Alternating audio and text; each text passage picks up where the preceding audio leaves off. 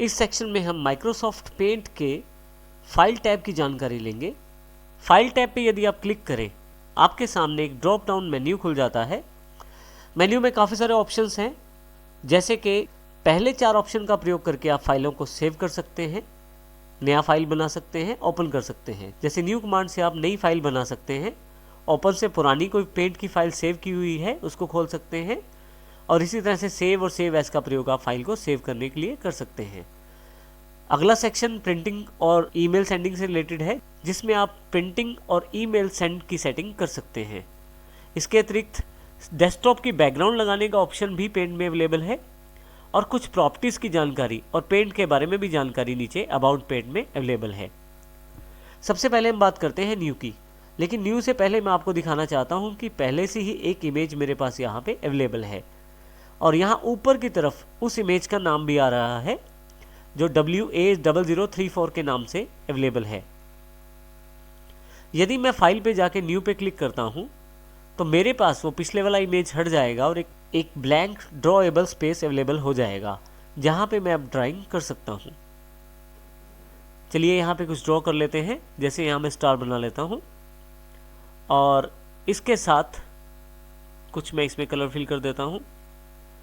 अब यदि मैं इस फाइल को सेव करके रखना चाहता हूँ तो इसको मैं सेव भी कर सकता हूँ बाद में देख लें या प्रयोग करने के लिए। यहाँ सबसे पहले इंपॉर्टेंट बात यह है, यहाँ ऊपर की तरफ ध्यान दें तो अभी जो फाइल का नाम है वो अनटाइटल्ड है। इसका अर्थ ये है कि अभी फाइल को कोई भी नाम नहीं रखा गया, और ये फाइल को मुझे पहली बार सेव करना है। इसके लिए मैं फाइल पे जाता हूँ और सेव कमांड पे क्लिक कर देता हूँ। जैसे ही आप सेव कमांड पे क्लिक करते हैं, आपके पास एक save as dialog box available हो जाता है। यहाँ आप अपनी पिक्चर को सेव कर सकते हैं। सेव करने के लिए आप लोकेशन का चुनाव भी कर सकते हैं, अर्थात आप पिक्चर को कहाँ सेव करना चाहते हैं वो भी बता सकते हैं। यदि आप इस सेव एज बॉक्स को देखें तो ऊपर की तरफ आप इस वक्त आप कहाँ पे हैं ये देख सकते हैं। लेफ्ट साइड पे यदि आप देखें तो आपके पास वो सभी लोकेशंस हैं जहाँ पे आप जाकर अपनी पिक्चर को सेव कर सकते हैं। जैसे मैं अपनी पिक्चर को पिक्चर्स फोल्डर के अंदर सेव करना चाहता हूँ तो मैं सिलेक्ट कर लेता हूँ। उसके पश्चात मुझे यहाँ नीचे फाइल का नाम देना है। मैं यहाँ फाइल का नाम रख देता हूँ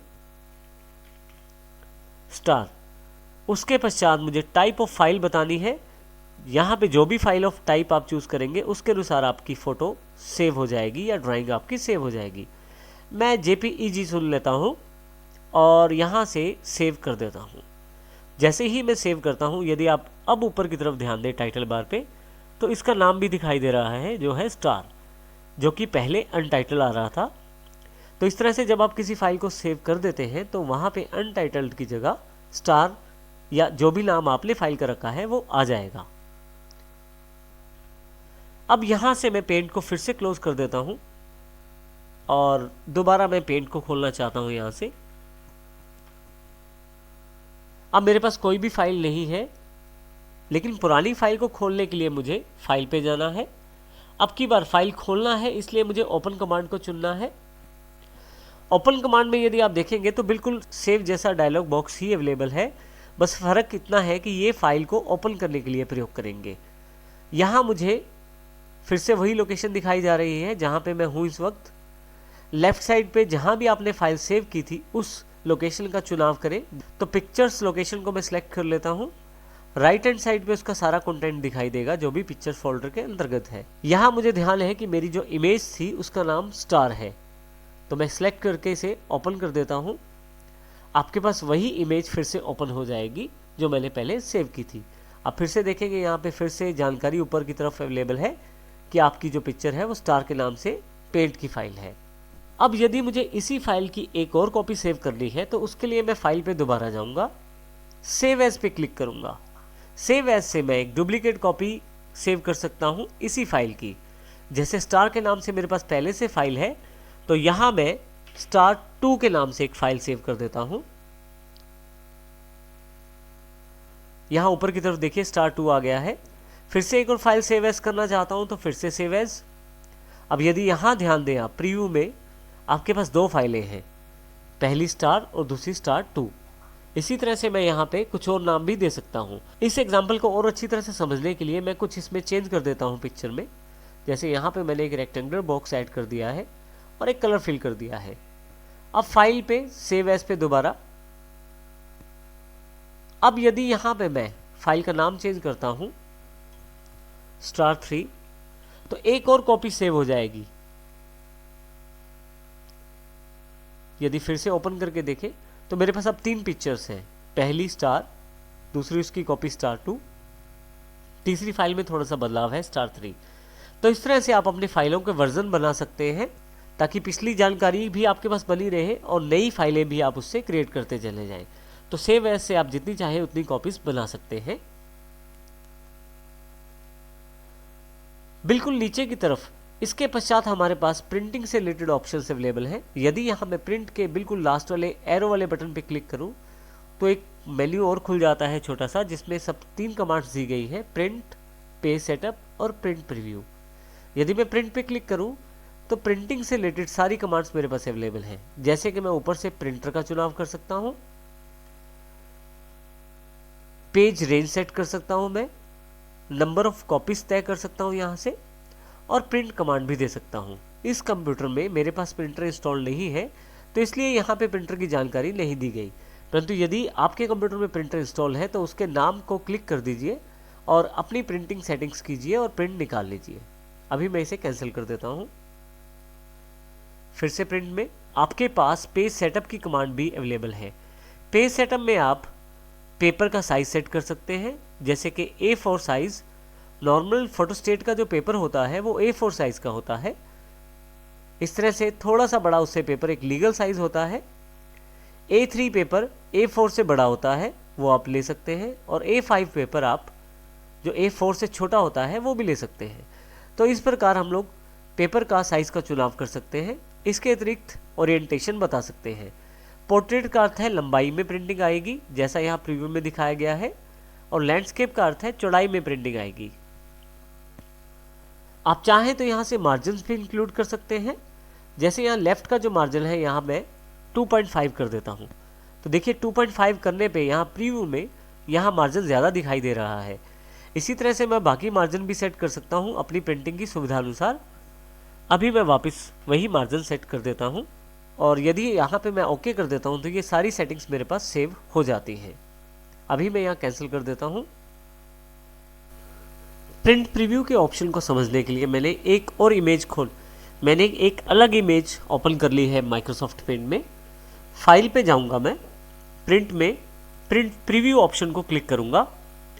अब देखेंगे यहाँ पे प्रिंट प्रीव्यू ऑप्शन खुल गई है। इसमें यदि लेफ्ट साइड सबसे पहले देखें तो हमारे पास प्रिंट प्रीव्यू के रूप में एक अलग टैब अवेलेबल हो गई है। इस प्रिंट प्रीव्यू टैब में सबसे लेफ्ट साइड की तरफ प्रिंट ऑप्शन अवेलेबल है।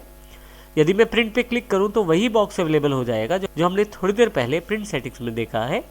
मैं इसको भी कैंसिल कर देता हूं। फिर से फाइल, प्रिंट प्रीव्यू। मेरे पास अगला जो बॉक्स है पेज सेटअप, जिसकी जानकारी हमने अभी थोड़ी देर पहले ली है, परंतु यहाँ से कुछ ऑप्शन मैं और भी सिलेक्ट कर सकता हूँ। यदि आप ध्यान से देखें तो मेरे पास ये जो इमेज है ये 2 पेजों में दिखाई जा रही है। मैं यहाँ से 1 पेज सेलेक्ट कर सकता हूँ ताकि मुझे सिर्फ एक ही पेज दिखाई दे, और 2 पेजेस सेलेक्ट कर सकता हूँ ताकि मुझे 2 पेजेस में ये इमेज दिखाई दे। क्योंकि इमेज बड़ी है इसलिए दूसरे पेज पे दिखाई जा रही है।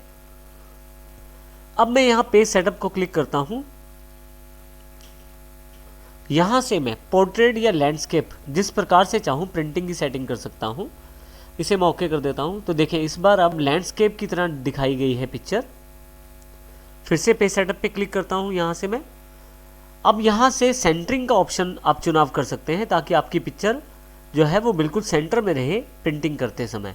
इसको समझने से पहले हम लोग स्केलिंग सेट कर लेते हैं। स्केलिंग का अर्थ है आपकी पिक्चर का ओरिजिनल साइज। स्केलिंग का अर्थ आपके पिक्चर के साइज को सेट करने से है प्रिंटिंग के लिए। आपके पास यहाँ पे 100% साइज दिखाया जा रहा है जो ओरिजिनल इमेज का है।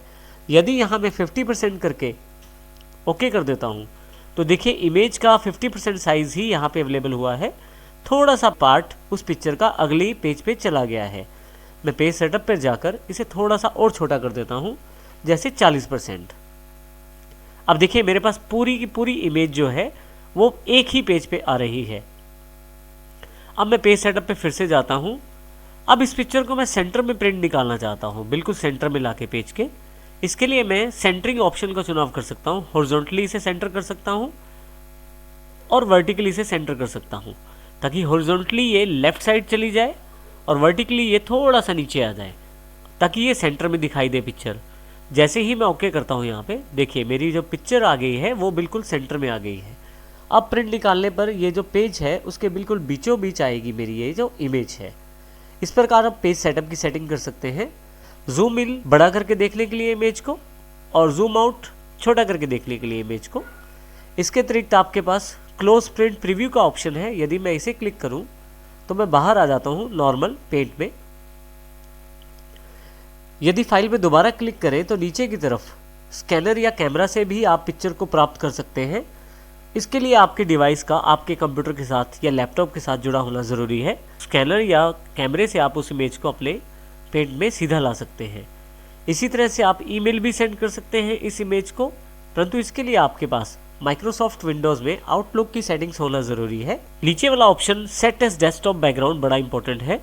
मैं इससे अपने कंप्यूटर के डेस्कटॉप के बैकग्राउंड की सेटिंग कर सकता हूँ 3 तरह से, फिल, टाइल और सेंटर। सबसे पहले मैं आपको दिखाना चाहता हूँ कि इस वक्त मेरे पास विंडोज़ की स्क्रीन जैसा एक बैकग्राउंड अवेलेबल है डेस्कटॉप पर। फिर से पेंट पे वापस जाता हूँ मैं, फाइल पे, सेट डेस्कटॉप बैकग्राउंड पे फिल पे क्लिक कर देता हूँ। फिर से वापस देखता हूँ मैं, देखिए यहाँ पे पूरा फिल्ड इमेज उसने दिखाई दे दिया है डेस्कटॉप पर और विंडोज़ वाले बैकग्राउंड को बदल दिया है। यदि मैं फिर से फाइल पे वापस आकर सेट डेस्कटॉप बैकग्राउंड पे फिर से जाऊँ और टाइल पे क्लिक कर दूँ तो अब की बार देखिए यहाँ पे टाइल वाइज इमेज दिखाई गई है। और एक और ऑप्शन हमारे पास अवेलेबल है, वो है सेंटर। सेंटर पे क्लिक करते ही जो पिक्चर है मेरे पास वो बिल्कुल सेंटर में करने की कोशिश की गई है इस इमेज को। इस प्रकार आप डेस्कटॉप का बैकग्राउंड सेट कर सकते हैं। इसके अतिरिक्त आप प्रॉपर्टीज भी चेक कर सकते हैं इमेज की, जैसे कि ये इमेज लास्ट टाइम कब सेव की गई, किस समय सेव की गई, हार्ड डिस्क पे इस इमेज का साइज़ क्या है, रेजोल्यूशन क्या है। आप चाहें तो जो आपके पास रूलर दिखाई दे रहा है उसकी यूनिट भी आप चेंज करके चेक कर सकते हैं। उसके लिए यूनिट यहाँ बदलना है और आप उन यूनिट्स को यहाँ भी नीचे देख सकते हैं। आप अपनी इमेज को ब्लैक एंड वाइट भी देख सकते हैं। इसके लिए ब्लैक एंड वाइट पे क्लिक करें और ओके कर दें। आपकी इमेज यदि उस रेजोल्यूशन को सपोर्ट करती होगी तो आपकी इमेज बैकग्राउंड में ब्लैक एंड वाइट में कन्वर्ट हो जाएगी, परंतु ये इमेज सेव नहीं करती, इसलिए उसको उसने सेव नहीं किया। इसी तरह से नीचे पेंट के बारे में जानकारी है, जिसमें विंडोज 10 के द्वारा जो माइक्रोसॉफ्ट पेंट ऐप दिया गया है उससे रिलेटेड इन्फॉर्मेशन आपके पास यहाँ पे अवेलेबल है। मैं इसे ओके कर देता हूँ और एग्जिट जो पेंट की सबसे लास्ट कमांड है, यदि मैं इसे क्लिक करूँ तो मैं पेंट से बाहर आ जाऊँगा। इस प्रकार हम फाइल टैब की जानकारी प्राप्त करते हैं।